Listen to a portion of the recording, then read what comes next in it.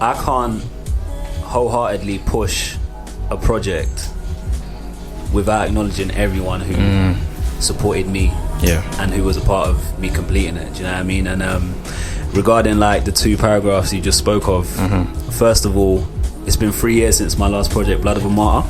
3 years. 3 years, bro.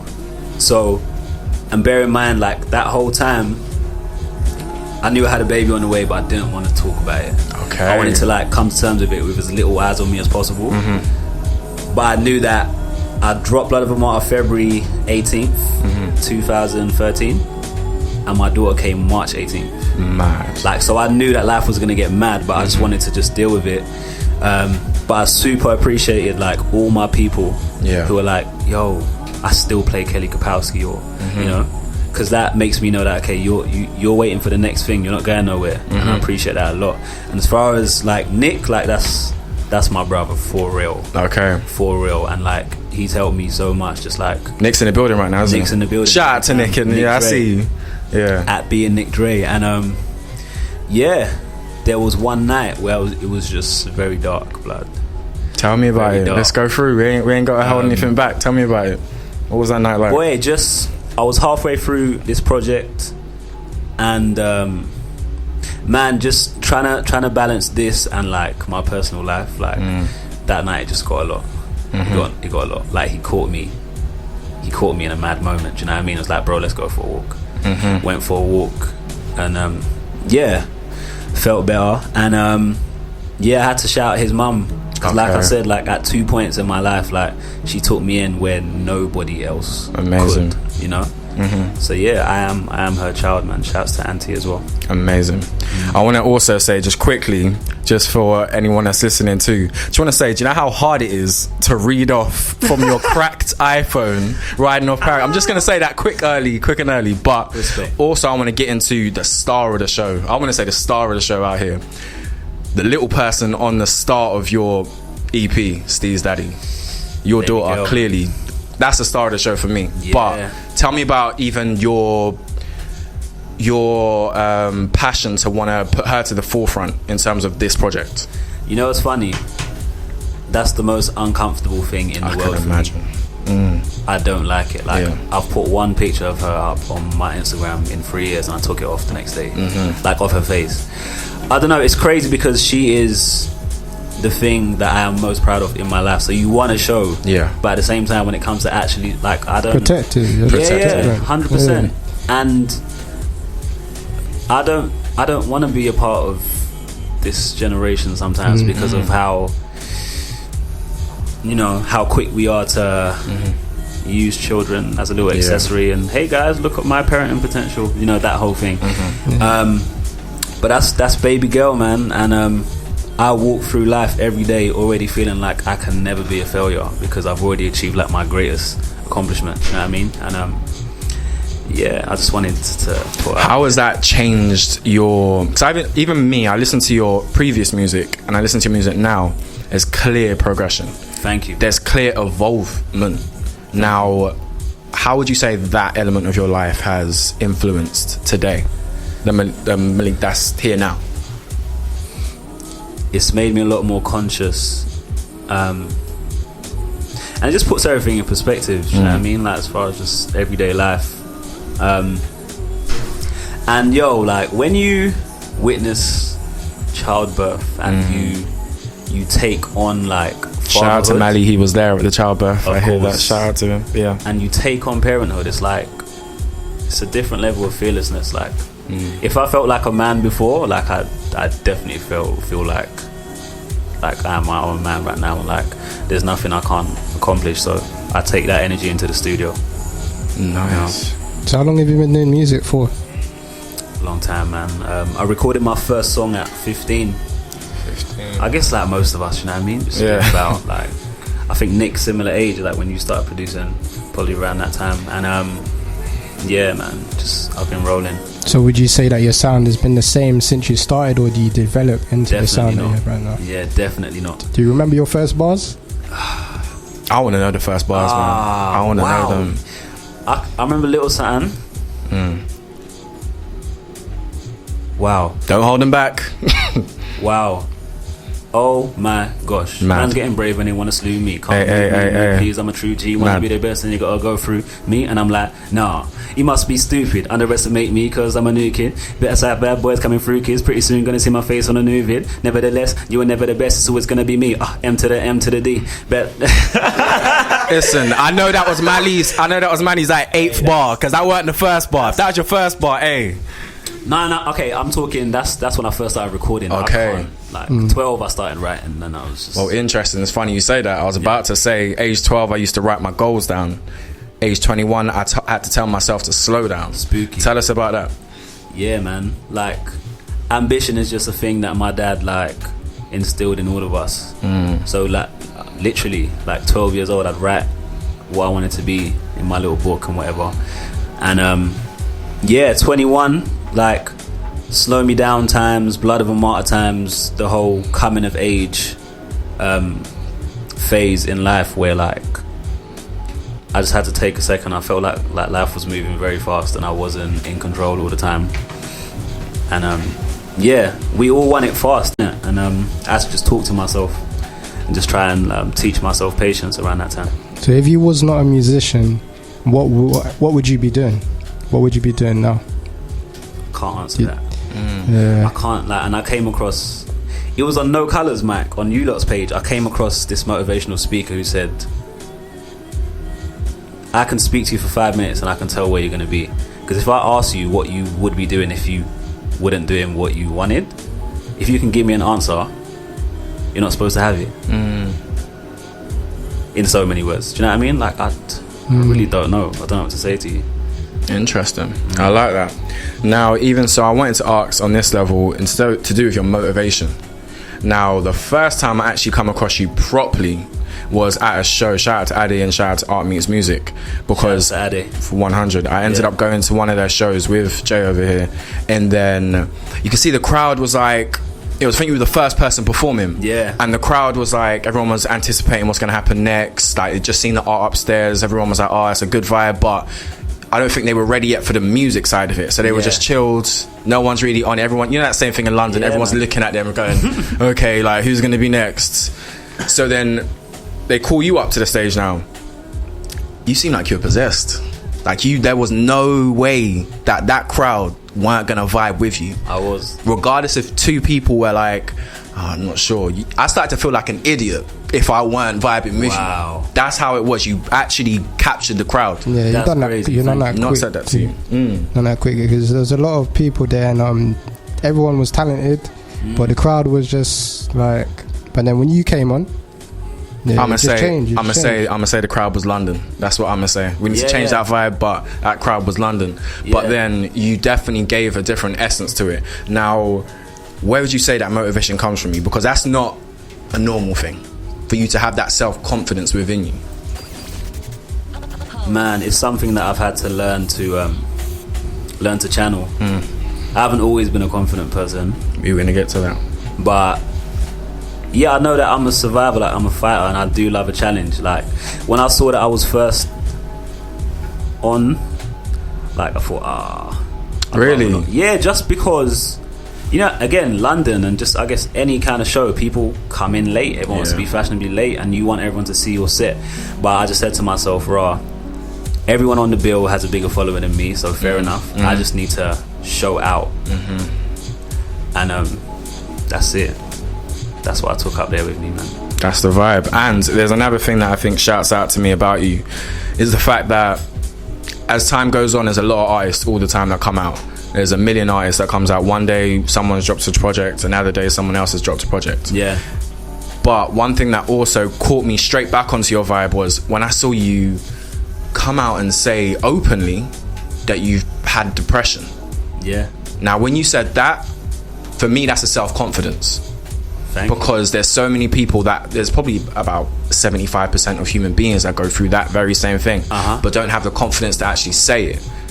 Why did you feel like you were comfortable enough to say, you know what, I was depressed?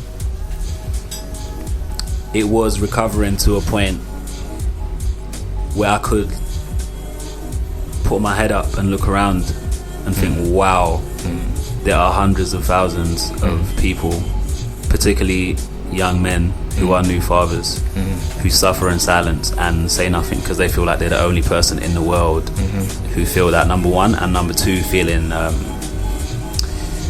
guess selfish or guilty for speaking out because the woman bears a lot more. Yeah. So you feel like but yeah, I just feel like a deep responsibility to be a reference for anyone who is depressed and to inspire like young fathers, not even young fathers, just new fathers to speak and seek help.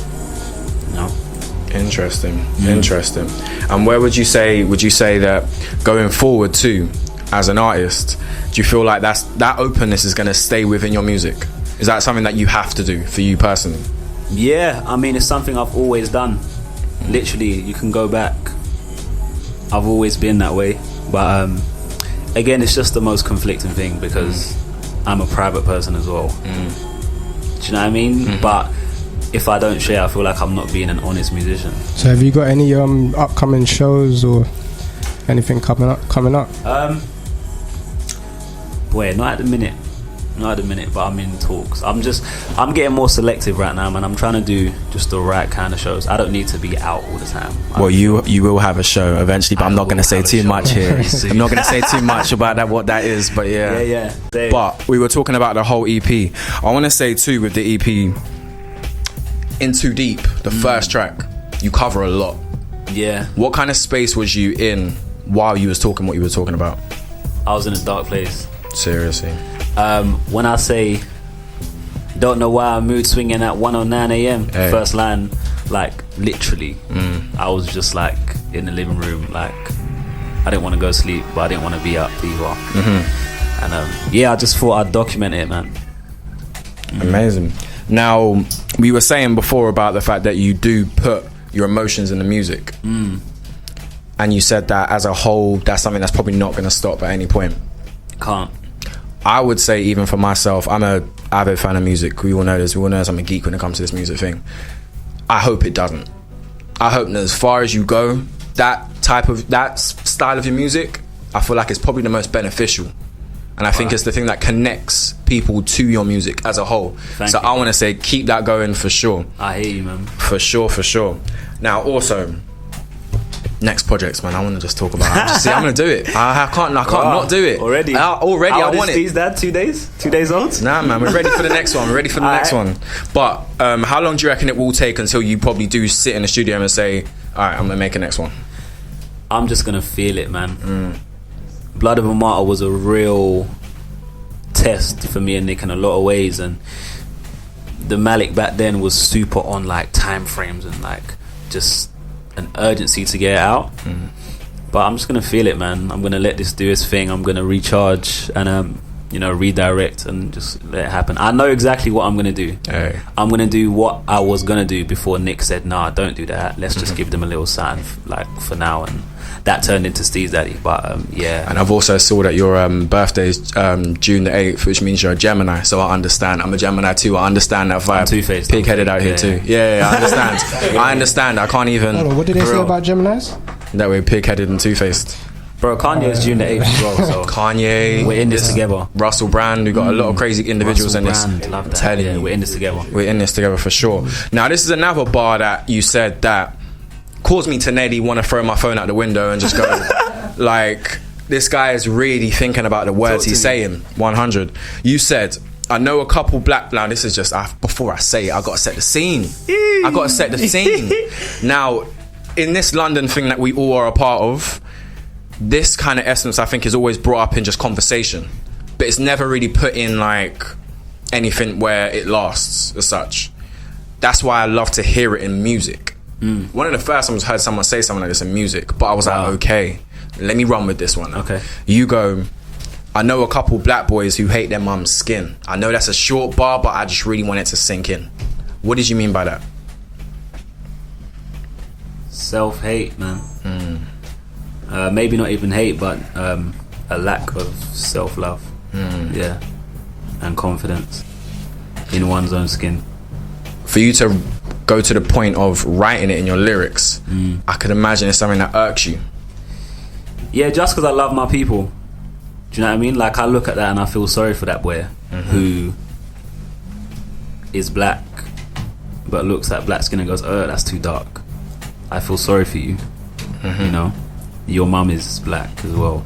I have no issue with a black man preferring a white woman over a black woman. It's not even that. It's the fact that you can't even see that you're tearing down your own people who look just like you. Who look just like you. It doesn't make no sense to me. Yeah, it never will make sense to me. But I literally know guys like that. I know personally. I feel like I want you to expose them, but obviously you're not going to do that. You're not going to do that. But also at the same time, one thing I've noticed that comes with you is you bring your bros with you. Yeah, that's a good thing too. I will champion that all day. You got people that will say roll with you and move it. Who is in the room? Tell us who's in the room right now. To my immediate left, I have Malick IV. Hey. My bro. We shot the Waze video, so Waze is coming. We're holding which that. I've seen. Hey, yeah. We've got that. That's my bro for life. I've got my brother Clico now, like, this is the guy that was coaching me when I was about to be a father, and I'm looking thinking, who do I know that has been through something like that and can teach me something? That's my bro Clico. I got my little sister Khadija, who looks the exact same person as you. Stop, man. Like, you look the exact same. Like, yeah, singer, guitarist, producer. So I'm trying to keep her around, you know. I have Nick Dre, like my 40, my Puff Daddy, understand? I've seen the tunes. I've seen the tunes. Do a dab for us. I'm joking. Yeah, I got my brothers. I got my Angolan brothers in here. I got Kelly in the building. Mad thing. Yeah. So that's your brothers for sure. See, someone's calling in here. Yeah. Someone just messaged in, says love the artist you guys are interviewing, and saying great interview. Wow, thank you. No name. Shout out to no name. No name. Thank you. Shout out to no name. Trying to stay anonymous out here. Text back. How you mean? But also I wanted to say, you said something too, which I'm really taking notice of the words you're saying, and I feel like that's a beneficial thing. But as a whole, you said this too. You go, Lord, please protect my daughter from black power. Now I had to really think when you said that, and that's a good thing because that's a music you're supposed to think. But what did you mean by that? Lord, please protect my daughter from black power. Bro, that's probably the most loaded line on STEEZ Daddy. Hey. And it sounds like, I don't know. Yeah, I mean, being powerful and black. Don't not protect her from black people. Protect her from, like, what comes with being a powerful black person. From being a threat. Sorry to cut you off there, but for the listeners again, let's say that I'm gonna ask you the same question. I want the same answer because I feel like that needs to be heard. Now, you said, Lord, please protect my daughter from black power. What did you mean, for real? Yeah, the danger that comes from being a powerful black person. I look at Malcolm X, I look at Martin Luther, I look at them two, Malcolm and Martin, and think, wow, you lot actually had it good, because Malcolm was trying to tear Ish up. 100. Martin said, nah, I'll be your friend, but let's just get along. And you still got him. Do you know what I mean? 100. So it's it's scary still. I think about when I look at myself 20 years from now, I get a bit nervous. Why? Because I love my people and there's stuff still happening, and I'm gonna have a platform, and I don't think I'm gonna be quiet. You shouldn't be. Yeah. Shouldn't be. If you're saying the words that you're saying now, I hope you don't become quiet. I hope it goes as far as it needs to go. 100%. Well, why do you believe that all of this, what's happening right now, is still happening? What's your views? Man, like, ignorance will never die, and as long as there's ignorance, there will be racism and people with, like, ill-informed views and stuff. So, and unfortunately, these are the people that have most of the power.